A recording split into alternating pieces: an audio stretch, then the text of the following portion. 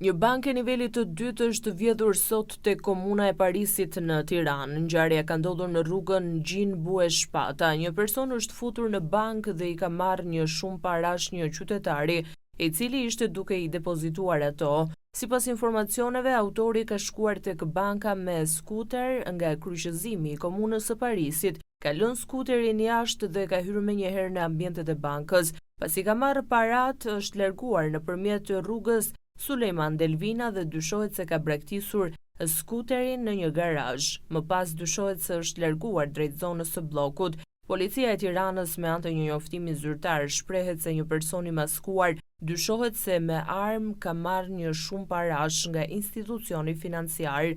Menjëherë pas marrjes së njoftimit, janë ngritur pika kontrolli dhe janë orientuar të gjitha shërbimet policore për identifikimin dhe kapjen e autorit.